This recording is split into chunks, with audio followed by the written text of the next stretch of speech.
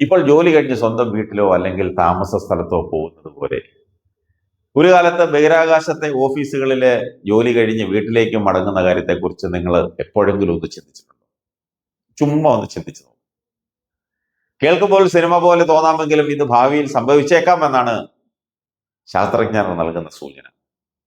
ചന്ദ്രനിൽ ഹോട്ടലുകൾ ആരംഭിക്കുന്നതെന്ന് മാത്രമല്ല, പട്ടണം ഒരുക്കുമെന്ന വാർത്തകൾക്ക് പിന്നാലെയാണ് ബഹിരാകാശത്തെ ചില വെല്ലുവിളികളെ കുറിച്ച് ശാസ്ത്രലോകം ചർച്ച ചെയ്യുന്നത്.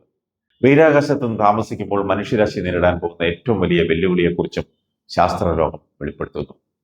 ബഹിരാകാശത്ത് കുഞ്ഞിന് ജന്മം നൽകാൻ സാധിക്കുമോ എന്നാണ് പലരുടെയും ചോദ്യം.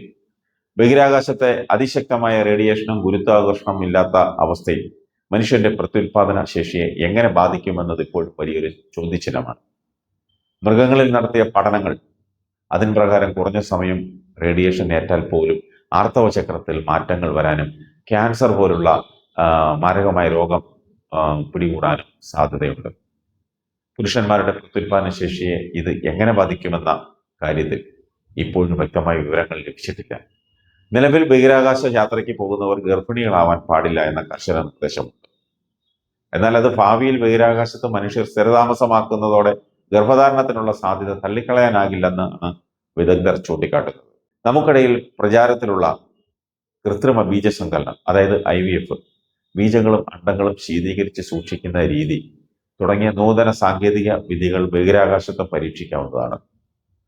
എന്നാൽ ഇതിന് കൃത്യമായ അന്താരാഷ്ട്ര നിയമങ്ങളോ അല്ലെങ്കിൽ സുരക്ഷാ മാനദണ്ഡങ്ങളോ നിലവിൽ ഇല്ലെന്നുള്ളതാണ് പ്രധാന പ്രശ്നം.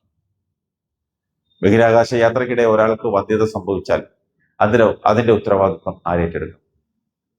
ജനിക്കാൻ പോകുന്ന കുഞ്ഞിന്റെ ജനിതക സുരക്ഷ എങ്ങനെ ഉറപ്പാക്കും?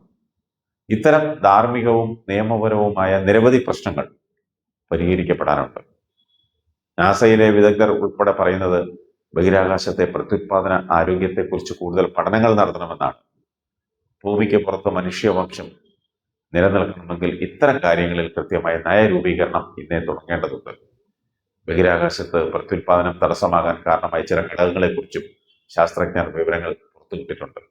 മൈക്രോ ഗ്രാവിറ്റി, കോസ്മിക് റേഡിയേഷൻ, ശരീരത്തിന്റെ ബയോളജിക്കൽ ക്ലോക്കിൽ ഉണ്ടാകുന്ന മാറ്റങ്ങൾ എന്നീ ഘടകങ്ങളാണ് ബഹിരാകാശത്തെ പ്രത്യുൽപാദനം തടസ്സപ്പെടുത്തുന്നത്. നമ്മൾ ചന്ദ്രനിലോ ചൊവ്വയിലോ സ്ഥിരതാമസം നടത്താൻ ഉദ്ദേശിക്കുന്നുണ്ടെങ്കിൽ വംശപരമ്പര നിലനിൽക്കാൻ ഗർഭധാരണവും പ്രസവവും അനിവാര്യമാണ്. ഇതിനായി ഒരു സ്പേസ് ഹെൽത്ത് പോളിസി ഉടൻ വേണമെന്നാണ് ശാസ്ത്രലോകത്തിന്റെ ആവശ്യം.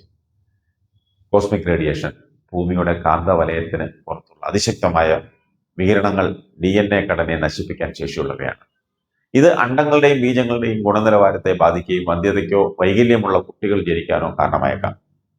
ദീർഘകാലം ഭാരമില്ലാത്ത അവസ്ഥയിൽ കഴിയുന്നത് ശരീരത്തിലെ ദ്രാവകങ്ങളുടെ വിന്യാസത്തെയും ഹോർമോൺ നിലയെയും ബാധിക്കും. ഇത് ഗർഭസ്ഥ ശിശുവിന്റെ അസ്ഥികളുടെയും പേശികളുടെയും വികാസത്തെ എങ്ങനെ ബാധിക്കുമെന്നതിൽ കൃത്യമായ വിവരങ്ങൾ ഇപ്പോഴില്ല. ഏതായാലും നമുക്ക് കാത്തിരിക്കാം. ചന്ദ്രനിൽ പോയി സ്ഥലം വാങ്ങി വീട് വെച്ച് സുഖമായി ജീവിക്കാൻ.